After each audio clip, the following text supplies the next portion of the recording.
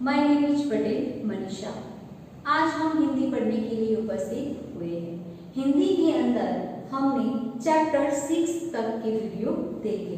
आज हम जो देखने जा रहे हैं चैप्टर 7, वो बहुत ही रसप्रद है क्योंकि आप उसी में ही लगे रहते हैं, यानी किसी भी टॉपिक पर आप बहुत ज़्यादा चर्चा करते हैं। तो यहाँ पर ऐसा ही एक चैप्टर दिया गया है जिस पर आपको सिर्फ चर्चा ही करनी है, यानी पक्ष और विपक्ष।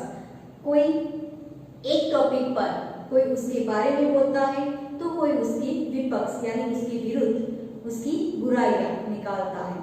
तो यहाँ पर हमारा जो चैप्टर है चैप्टर 7 सोच अपनी अपनी, यानी उसका साहित्य प्रकार है वाद विवाद। आपको पता है कि हमारे स्कूल के अंदर भी डिबेट बिठाई जाती है। उसके अंदर आपको एक टॉपिक दिया जाता है, उस टॉपिक में दो पक्ष होते हैं, एक पक्ष और एक विपक्ष। यानी उस टॉपिक पर जो अच्छाई है उस पक्ष को अच्छाइयाँ ही बतानी है और उसका जो विपक्ष है उसकी गलतियाँ वो ढूंढकर बताएगा। हमारे देश को चलाने के लिए भी जिस पक्ष का चुनाव होता है उसके पक्ष के विरुद्ध विपक्ष भी खड़ा होता है, यानी जो पक्ष कार्य नहीं करता तो जो विपक्ष होता है वो उसको गलतियां ढूंढकर दिखाता है। तो यहाँ पर आपकी चैप्टर में भी ऐसे बहुत सारे प्रश्न दिए गए हैं जिसकी हम आज चर्चा करने वाले हैं। तो यहाँ पर जो वाद विवाद होता है उसमें अपने अपने तर्क से इकट्ठे किए हुए जो बातें होती है उसके बारे में बताना होता है, यानी यहाँ पर सोच अपनी अपनी। किसी एक चीज को लेकर अलग अलग सोच होती है, मेरी सोच भी अलग होती है, आपकी भी सोच अलग अलग होती है।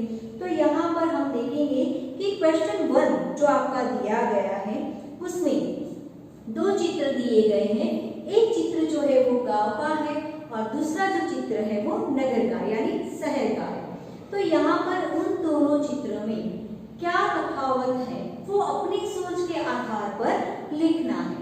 यहाँ पर पहला जो चित्र है वो मैं अगर देखती हूँ तो मैं ये कहूँगी कि जो पहला चित्र है वो गांव का है और गांव में बहुत बड़ी शांति दिखती है।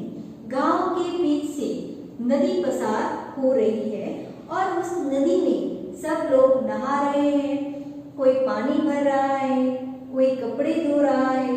वहाँ बहुत सारे मकान दिखाई दे रहे हैं, जो मकान कच्चे हैं, पक्के नहीं है।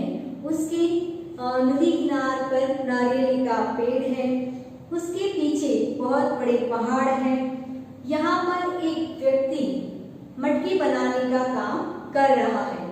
यहाँ पर इस तरह से एक महिला पानी भरकर घर पर जा रही है।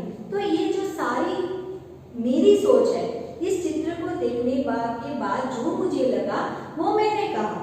आपको इस चित्र को देखकर कुछ अलग दिखाई दे, किसी को बादल दिखाई देंगे, किसी को बहुत मकान दिखाई देंगे, किसी को गांव का जो रहन सहन है वो अच्छा लगता होगा कि गांव की लोग जो कपड़े पहनते हैं। तो इस तरह से सबको अलग अलग जो होती है अपनी सोच वो दिखाई देती है।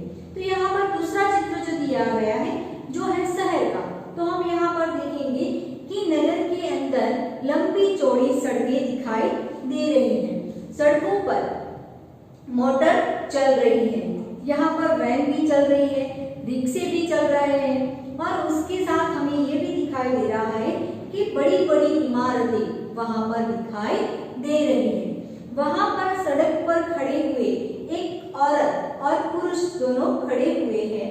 वो लोग वहाँ इस रास्ते से दूसरे रास्ते पर जाने के लिए वहाँ पर खड़े हैं। तो यहाँ पर हम देख सकते हैं कि वहाँ पर हमें स्कूल दिखाई दे रहा है।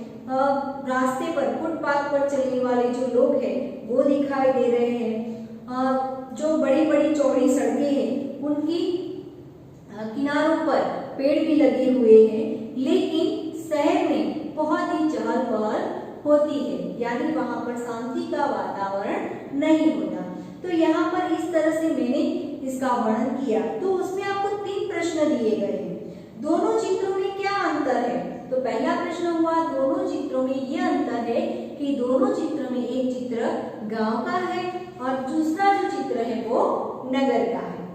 दूसरा प्रश्न है, गांव तथा नगर के बीच में क्या अंतर है और तुम्हें कौन कौन सा रुचिकर लगता है, क्यों? तो यहाँ पर क्या अंतर है वो तो मैंने आपको बता दिया। दूसरा है, तुम्हें कौन सा रुचिकर लगता है, यानी तुम्हें गांव का वातावरण अच्छा लगता है या शहर का, और अगर शहर का लगता है तो क्यों? यहाँ पर मेरी सोच ऐसी है कि भी मुझे गांव का जो वातावरण है वो अच्छा लगता है, क्योंकि गांव में जो रहने वाले लोग होते हैं वो शांति प्रिय होते हैं, शांति से मिलजुल कर एक होकर रहते हैं। गांव में सभी तरह के त्योहार मनाए जाते हैं और त्योहार के वक्त सब लोग एक होकर रहते हैं, तो ये सब मुझे पसंद है। लेकिन किसी की सोच ये भी होती है कि नहीं भाई, हमें तो शहर में रहना अच्छा लगता है, यानी शहर में रहना रुचिकर लगता है, क्योंकि शहर में अगर हम रहते हैं तो हमें अच्छे स्कूल, कॉलेज और अच्छा शिक्षण भी प्राप्त होता है, क्योंकि अगर जो सुविधाएं पूर्ण शहर में रहने से हमें सभी सुविधाएं प्राप्त होती हैं। तो यहाँ पर ये प्रश्न भी सॉल्व हो गया। तीसरा प्रश्न यहाँ पर दिया गया है, क्या तालाब का जल पीने के लिए योग्य है, यदि नहीं तो क्यों?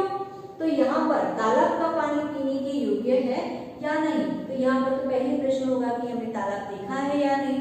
बहुत सारे लोग जो कभी भी गांव में नहीं गए होंगे, शहर में रहे होंगे, उन्होंने तालाब नहीं देखा होगा, लेकिन जो गांव में जाते हैं और गांव का रहन सहन उन्हें पता है, तो उन लोगों ने देखा होगा कि गांव में तालाब होते हैं जिसमें बहुत बड़ा खड्डा होता है और उसमें पानी भरा हुआ होता है। गांव के सभी लोग उस तालाब में जाते हैं और उस तालाब में गाय के पशु पक्षी जो भी होते हैं वो भी उसमें से पानी पीते हैं। गांव के लोग वहां पर नहाते हैं, कपड़े धोते हैं और पीने का पानी भी वहां से भरते हैं। तालाब का पानी पीने के योग्य है या नहीं, तो हम कहेंगे कि तालाब का पानी पीने के योग्य नहीं है। तो क्यों? क्योंकि तालाब का पानी जो होता है वो खुला होता है और वो उसके आसपास जो मिट्टी होती है वो मिट्टी उसके अंदर जाने के कारण पानी जो होता है वो बहुत दूषित होता है, और उसके साथ वहां पर पशु पक्षी सभी लोग एक साथ वहां पर पानी पीते हैं, और उसके साथ जो भी लोग गांव के लोग होते हैं वहां पर अपने कपड़े बर्तन धोते हैं और उसके बाद वहां उसी तालाब में वह नहाते हैं। इसीलिए तालाब का जो पानी होता है वो पीने के लायक नहीं होता, क्योंकि तालाब के आसपास जितने भी पेड़ होते हैं उसके पत्ते जो है वो गिरकर तालाब में पड़ते हैं, और उसके कारण जो गंदगी होती है उसके कारण पानी जो है तालाब का वो पीने के लायक नहीं है। तो यहाँ पर दूसरा प्रश्न है, नीचे दिए गए मुद्दों के आधार पर विज्ञान वरदान या अभिश्राप इस विषय के पक्ष पर अपने विचार कारण सहित प्रस्तुत कीजिए। यहाँ पर दिया गया है प्रदूषण, बिजली, अंतरिक्ष की खोज, डॉक्टर की सुविधा, दूरभाष, कंप्यूटर, परमाणु बम, पिस्तौल, यातायात, ग्लोबल वार्मिंग, यानी ये जो सब है वो विज्ञान के रिलेटेड है। तो इसमें जो पहला है प्रदूषण, तो विज्ञान की खोज के कारण आज प्रदूषण ज्यादा बढ़ गया है। आपको पता है कि पहले जमाने में इतना प्रदूषण नहीं था, क्योंकि जो यातायात के साधन थे वो कम थे, सब लोग पैदल चलकर जाते थे, और जिसके कारण आज हम जितनी भी बिजली से चलने वाले जो साधन है उसका उपयोग करते हैं, और उसके कारण ग्लोबल वार्मिंग जो है वो बढ़ गई है।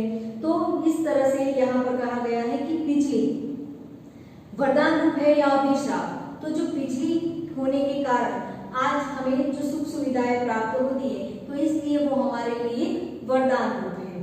तो उसके बाद है कि डॉक्टर की खोज जो की है, वो डॉक्टरी सुविधाएं जो मिल रही है वो भी हमारे लिए एक वरदान रूप है, क्योंकि अगर डॉक्टर नहीं होते तो आज जो रोग बढ़ रहे हैं तो उसके कारण बहुत सारे लोगों की मृत्यु हो जाती।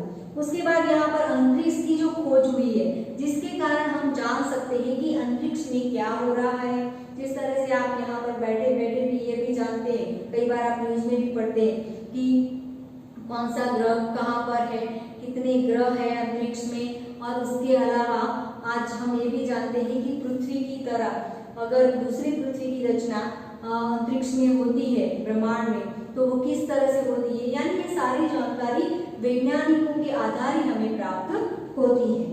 उसके बाद जो है दूरभाष, कंप्यूटर, परमाणु बम, यहाँ पर जो कंप्यूटर वो सब जो चीजें हैं वो हमारे लिए वरदान रूप है, लेकिन वैज्ञानिकों ने साथ में ही जो पिस्तौल बम की जो खोज की है वो हमारे लिए अभिशाप है, क्योंकि उससे हमारी रक्षा तो होती है लेकिन उससे हमें बहुत बड़ा नुकसान भी होता है। तो यहाँ पर हमने ये भी देखा, कौन शक्तिशाली है, कलम या तलवार? अपने विचार कारण सही बताइए।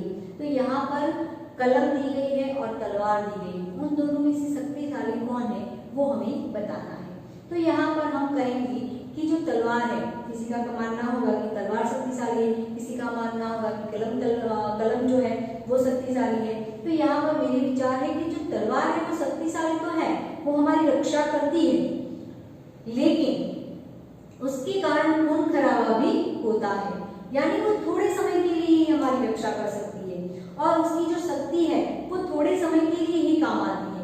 लेकिन जो कलम की शक्तियां है वो युगों युगों तक रहती है, यानी आप कलम से जो भी कुछ लिखते हो उसकी जो शक्तियां है वो किताबों में पड़ी रहती है, यानी उसकी जो शक्ति है वो युगों युगों तक चलती रहती है। तो यहाँ पर अपना जो चैप्टर 7 है, सोच अपनी अपनी, वो हमने यहाँ पर पूर्ण किया। Thank you very much.